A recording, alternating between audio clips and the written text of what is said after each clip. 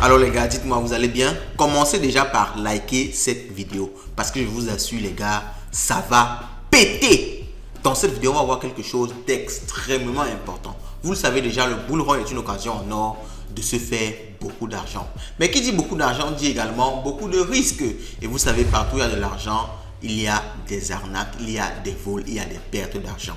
Alors, à moins que vous ne vouliez que votre bull run se transforme à votre pire cauchemar, où vous allez raconter que lors de ce bull run là, j'avais perdu toutes mes économies, il faut que vous soyez préparé. Parce que la phase du bull run la plus intéressante est en train de venir. Et c'est pendant cette phase là que vous serez totalement exposé et que vous pouvez tout simplement perdre tout votre capital. Donc, dans cette vidéo, je vous ai préparé 10 arnaques les plus communes dans le domaine des crypto-monnaies. Vraiment 10, c'est comme un guide complet des arnaques crypto, les gars. C'est extrêmement important. Donc, je vous encourage à suivre ça jusqu'à la fin de la vidéo. Et surtout que la dernière arnaque, pour moi, c'est la plus dangereuse. Elle paraît être comme quelque chose de tellement simple, comme quelque chose qui n'est pas une arnaque. Et pourtant, c'est ça qui fait tomber tout le monde. Donc, vous devez absolument suivre cette vidéo jusqu'à la fin. N'oubliez surtout pas le petit like. Laissez en commentaire le mot du jour qui est arnaque crypto. Et allons-y, let's go.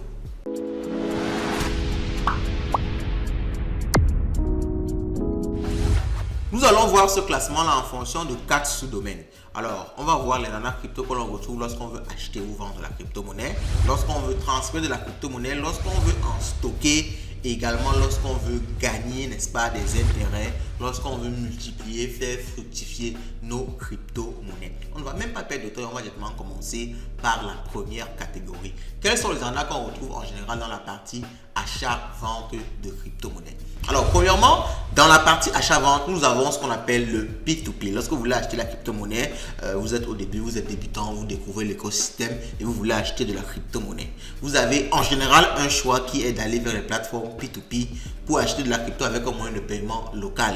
Alors, comme plateforme P2P, on a par exemple Paxful P2P, on a Binance P2P, où vous pouvez aller acheter. Et si vous êtes par exemple en Afrique et au Cameroun en particulier, vous pouvez acheter de la crypto-monnaie avec, n'est-ce pas, votre compte Orange Money ou bien MTN Money. Ou alors, si vous êtes en Europe, en France, vous pourrez acheter de la crypto-monnaie avec un transfert bancaire. Ok?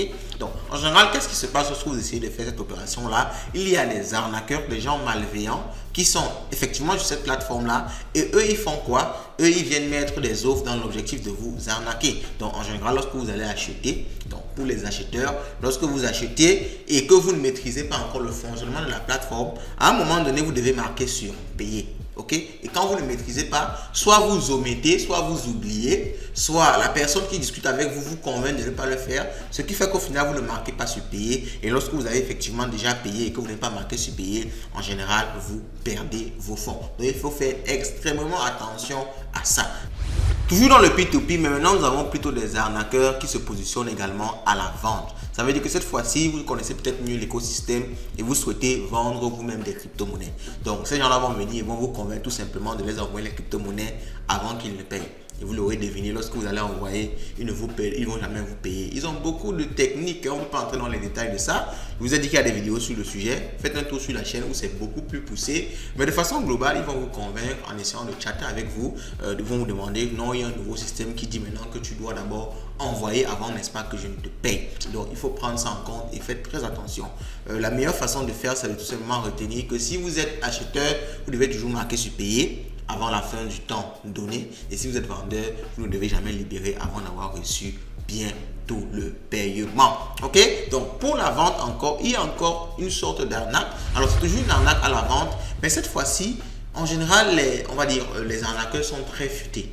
Ils cherchent à vous convaincre d'aller hors de la plateforme pour vous envoyer un lien de phishing. Alors, ce lien-là, c'est tout simplement quoi? C'est un lien qui va tout simplement chercher à dérober vos informations sur la plateforme. Si vous êtes par exemple sur Paxful, on va chercher à obtenir votre mail et votre mot de passe. Et ils vont venir chercher à se connecter après dessus pour pouvoir, n'est-ce pas, retirer tous les fonds que vous possédez dans votre compte. Donc ça, c'est une troisième méthode d'arnaque P2P qui est souvent commune. Donc faites très attention et surtout n'allez jamais en dehors de la plateforme.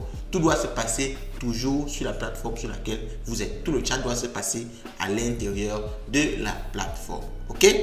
On continue toujours dans la partie achat-vente de crypto-monnaie. Vous pouvez tomber sur ce qu'on appelle des fake plateformes. Alors là, ce n'est pas du P2P. Vous pouvez acheter, vous pouvez décider d'acheter avec des cartes de crédit, avec Orange Money, MTN Money. Mais là, vous allez chercher à donner directement l'argent à la plateforme pour être servi en crypto-monnaie. Et il y a donc des plateformes comme ça qui sont fake, qui ne servent pas réellement. Vous allez venir là, vous allez chercher Exchange pour acheter des crypto-monnaies avec une carte de crédit. Vous allez comme ça tomber sur une plateforme et vous allez entrer le numéro de votre carte de crédit. Qu'est-ce que la plateforme va faire derrière? La plateforme va débiter votre carte de crédit, mais vous en retour, vous n'allez obtenir aucune crypto, vous n'allez obtenir aucun service. Donc pour ça, il faut faire très attention quand vous partez sur une plateforme. Il faut checker les avis sur la plateforme. Qu'est-ce que d'autres personnes disent sur la plateforme, ceux qui ont utilisé ça avant vous? Est-ce qu'ils vous rassurent, n'est-ce pas, que la plateforme est sérieuse? C'est avant ça que vous devez, n'est-ce pas, vous lancer. Ça me rappelle en même temps l'histoire de Goku Market, qui était un exchange de crypto-monnaies. Un exchange où vous permettait d'acheter, de trader des crypto-monnaies et au final, c'était tout simplement un scam. J'ai même perdu beaucoup d'argent sur Goku Market. J'ai perdu beaucoup d'argent quand ils ont fermé parce que c'était une fake plateforme. Vous achetez, on vous disait que vous avez tel nombre d'argent sur la plateforme. Après, lorsque vous lancez des retraits, ça n'arrivait jamais. Il y avait un tas de problèmes et tout. Donc, il faut faire vraiment beaucoup attention également à ce genre de plateforme-là lorsque vous voulez obtenir des crypto-monnaies. Maintenant, on va passer à la deuxième catégorie qui est celle du transfert. Vous avez donc finalement acheté vos crypto-monnaies et vous avez finalement obtenu ça dans votre portefeuille. Maintenant, vous souhaitez les transférer à quelqu'un pour acheter un service ou alors pour les vendre tout simplement. Et qu'est-ce qui se passe souvent lorsque vous voulez transférer? Il y a deux types d'arnaques qu'il faut connaître. Il y a premièrement ce qu'on appelle address poisoning. Je crois que j'ai également fait une vidéo sur la chaîne concernant ça. Address poisoning, c'est tout simplement un système d'arnaque où vous allez recevoir de temps en temps de petites transactions de 0,01$, de 0,02$. Alors l'objectif de cette transaction, c'est quoi? C'est pas de vous donner de l'argent, soyez-en sûrs. C'est tout simplement de polluer votre historique de transfert.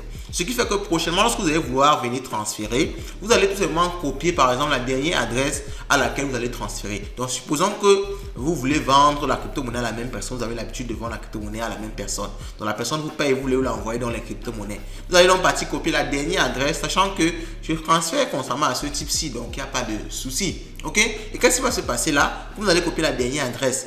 Et pourtant, vous avez reçu de temps en temps des petites adresses, des petits transferts de petites sommes. Au lieu de copier l'adresse de la personne à laquelle vous voulez transférer, vous allez tout simplement copier l'adresse du pirate qui a utilisé l'adresse poisoning contre vous. Et ce qui fait que vous allez transférer de l'argent à cette personne-là. C'est une attaque très vicieuse parce que ces gens-là, ils sont très forts. Ils utilisent encore des adresses qui ressemblent même exactement à l'adresse à laquelle vous voulez transférer. Ce qui fait que si vous regardez même juste un peu, vous allez voir que non, c'est la même chose. C'est le même début, c'est la même fin. Je peux transférer. Et pourtant, c'est l'adresse de l'arnaqueur, c'est l'adresse de celui qui veut vous voler vos fonds. Donc, faites très attention quand vous voulez transférer les fonds. Vérifiez totalement l'adresse. Et moi, ce que je fais, c'est que j'enregistre mes adresses.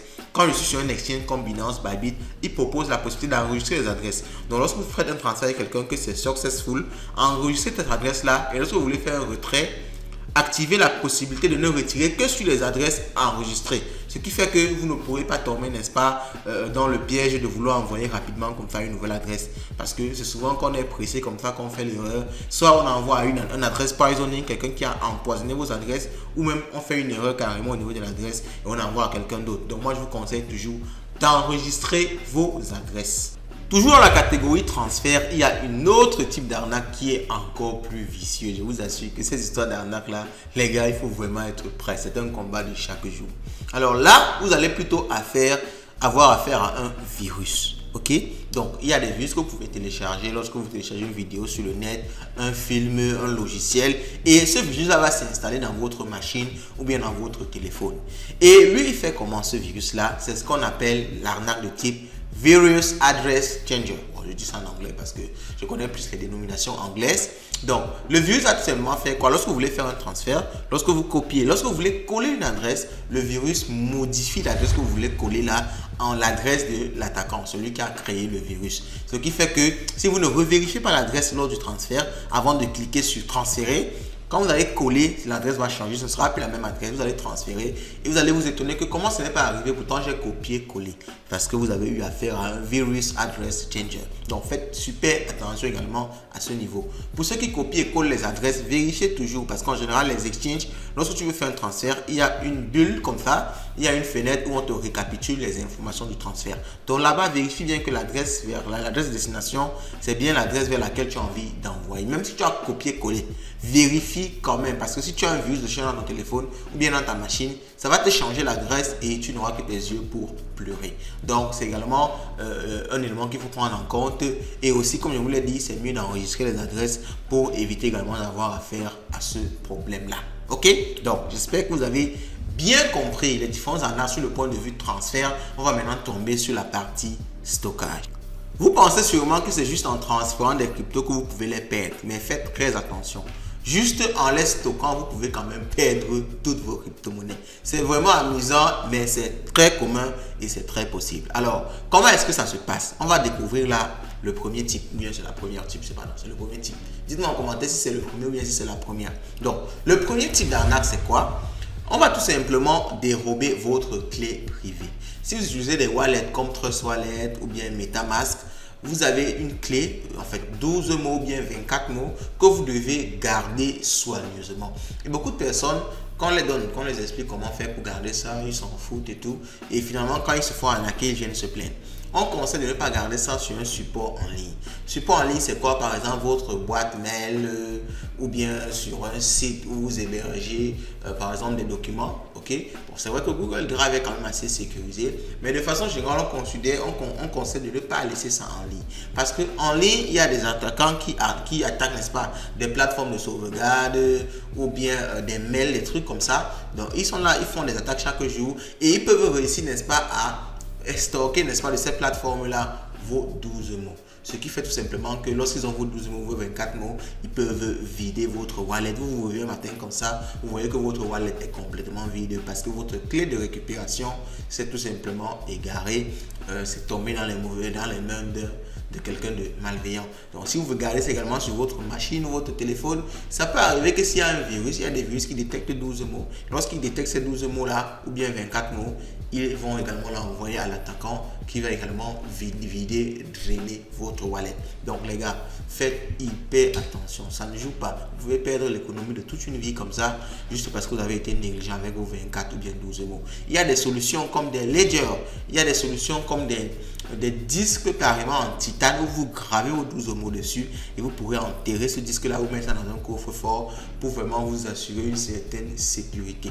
Ok, donc ça c'est la partie siphonnage de wallet. Alors dans la partie stockage toujours, nous avons cette fois-ci des problèmes avec des exchanges fake. Je vous ai pris l'exemple tout à l'heure de Goku Market qui n'était pas un exchange réel.